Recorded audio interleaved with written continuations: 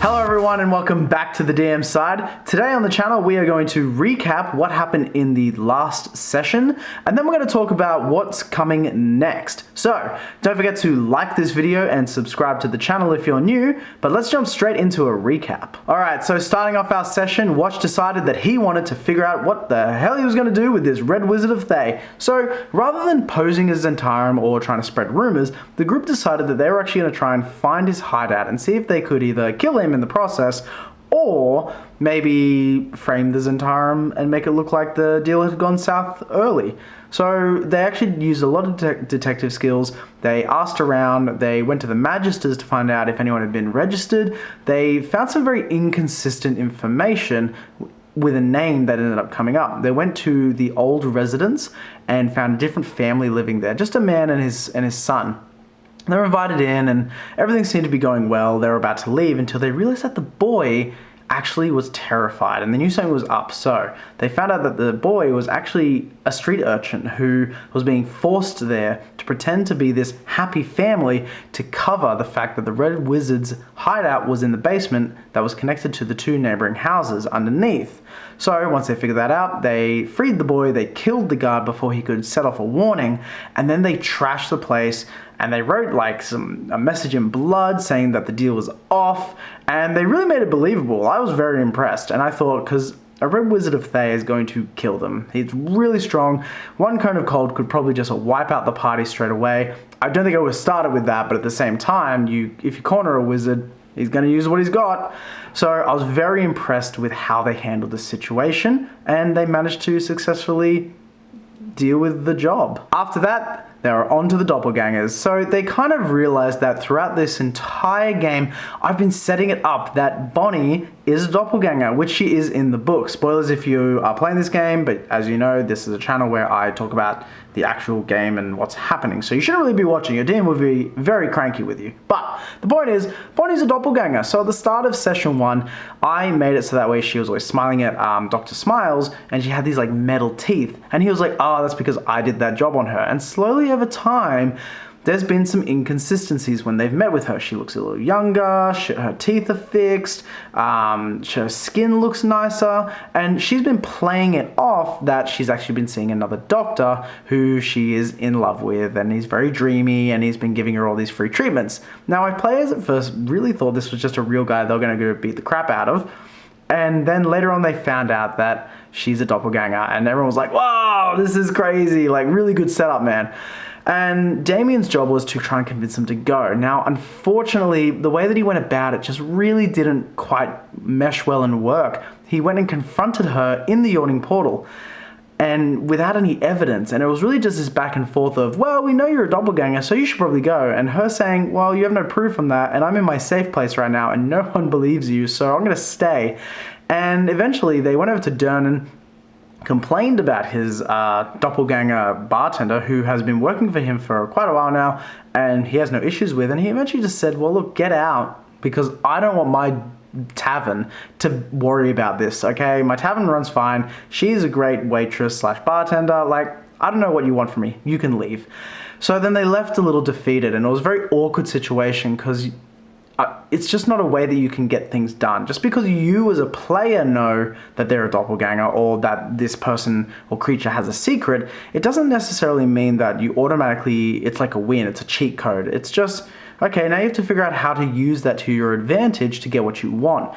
And confronting them is an option, it just wasn't the best option here. So I look forward to seeing if they go back and try and solve this issue. But now that this has happened, it's set into motion some things for the doppelgangers. The group that are actually in there, apart from Bonnie, Bonnie's going to stay at a job, she loves it, but the rest of them are now feeling threatened, and so that may result in some, I don't know, maybe disguising themselves as Damien and trying to get him banished. It's going to be a lot going on in the next couple sessions, should I choose to do that. Alright, so I sprung it on the players about halfway through once they'd done the 2 jobs or attempted to do the 2 jobs, and that is when it hit. The fireball went off in chapter 3 when it came roaring in. And here we are, all of a sudden the Trollskull Manor not on fire, but there's a blast out the front. There are people burning and screaming alive. I had the music going, and everyone was just really shocked because in a city of Waterdeep, in this place that has guards everywhere, the watch everywhere, and it feels safe unless you're doing things at night and under the guise of the darkness. For this to happen in broad daylight, it actually shocked the players, which I really liked. They really got into it, and straight away they were trying to do what they could do best. Damien was going around healing people. Watch was going around trying to get everyone to safety. Giorno was trying to put out fires, and then Hootie was actually investigating straight into the flames, and he actually pulled out.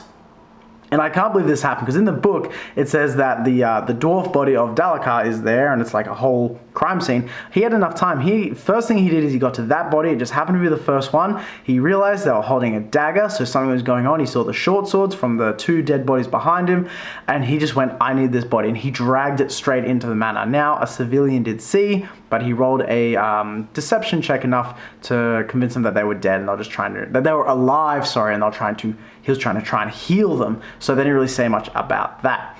Once it all died down, the necessary authorities arrived, they quarantined the place, they locked everything down, they went around asking their questions, they asked the characters some questions. Hootie didn't really give off the best impression, and so some guards were stationed to watch them for a while.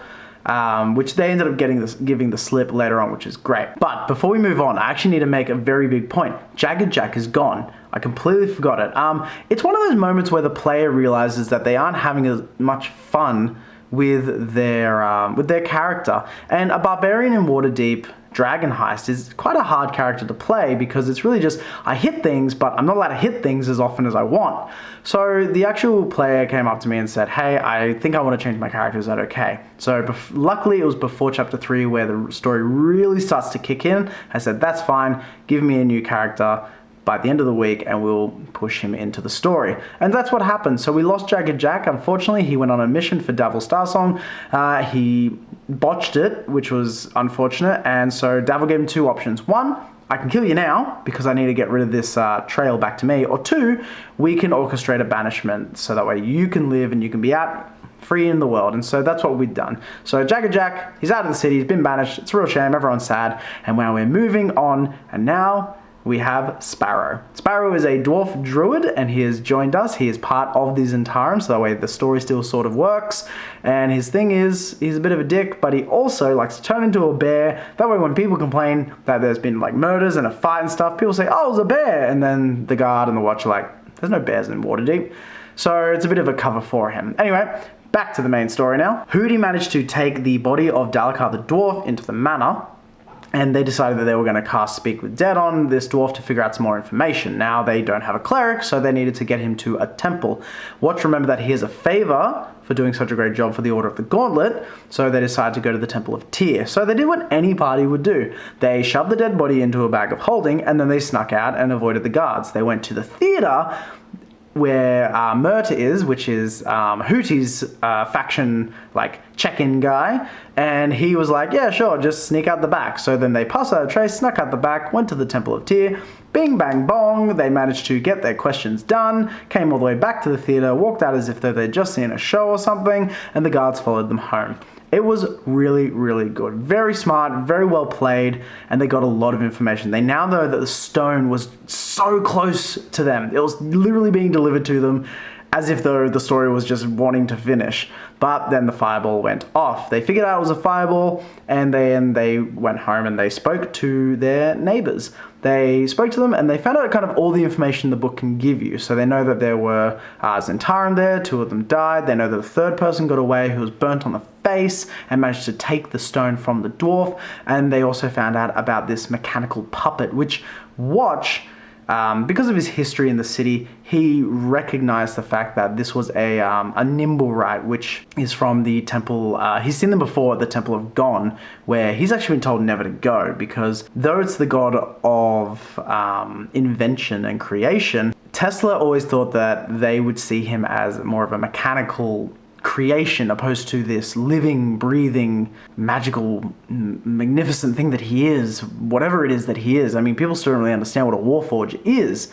But yeah, so they figured all that information out, and then we called it there for the night. Okay, so I'm not sure what's really gonna happen next week. I pretty much expect that chapter 3 will commence as it's meant to. So I'm expecting that my characters, my players, are going to most likely go to the Temple of Gond and deal with the Nimberite there, get the Nimberite detector, then they'll probably get a little buzzing going off near the dock area, then they'll get to talk to Zardos Zord, which is going to be a lot of fun because I can really play that up because I really think he's going to be the villain in the end. We're sort of just steering into that direction now. Unless they really go for the Zentarum, it's probably going to be Zardos Zord. They really like him as a character anyway, so I feel like it's headed in that direction, and if not, he might be an ally. But they'll probably do that, then they'll realize it's not right, they'll follow it and they'll get to, I think it's Grandhund, which is where the stone actually did go, because Ustral Foxen, the Zentarum, took it there. So they'll get there. I've actually placed a few extra things in the manor there. So in the final room where the final standoff is, I've actually got Hootie's Assassin, and that technically creates a really dangerous encounter because now it can get sneak attack on all of his turns. So to kind of balance it, I've got the Black Viper there because I've decided that she is actually trying to hunt down this assassin, because at the end of the day, if you're being hunted, she kind of expects that, well, I might as well try and kill him first. And so she'll be an ally in that battle, and I think that'll really balance it out a little bit. She's not as strong as an assassin, but with 5 other players, it should probably work out. Now, some things that I'm thinking might happen. I have a feeling that Damien's going to want to really try and push and fix this doppelganger situation. And I don't know if I want that to happen, because chapter 3 is where the story just starts moving fast. The chase is kind of on now. Everything is happening. Motion is happening. All the factions are beginning to rumble and move about because this gold's going to be found soon. So I don't know if I really want my players to stop and deal with a doppelganger situation. That's really not that important anymore. But at the same time, I actually wouldn't mind having about a month's downtime, just so we can kind of see if the tavern made any money, really make them realize that, oh, they had a moment where they nearly got the stone, and now, unfortunately, it's gone cold again, it's gone dead. This stupid Nimberite thing just doesn't seem to be working. So I could probably explain a month's downtime where they can deal with the doppelgangers in there, but then that's it. Then the story goes. There's no more stopping them or starting, and if they do, they're going to fall further and further behind, and then they'll lose the gold. But that's kind of the only thing that I'm expecting to happen, and I've got two solutions. One, I just don't let it happen, where I go, you can't find the doppelgangers, and it's impossible to find them if they all change. Even Bonnie will be gone. Or 2, we let it happen, and then there's some downtime. If you have a suggestion, I'd love to hear it. Comment down below how you would handle that situation. Your players want to deal with a part of the story that just had its moment and it's not really worth doing anymore, but they might want to do it.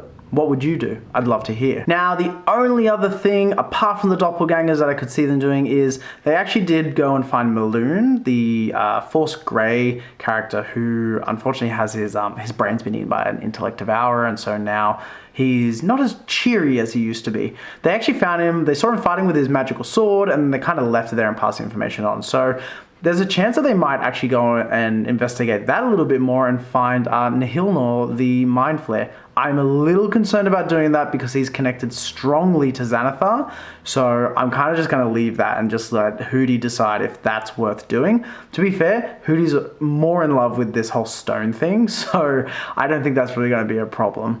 Anyway, that is the end of the video. Please feel free to like and subscribe, and don't forget to check out these videos to keep up to date. See you later.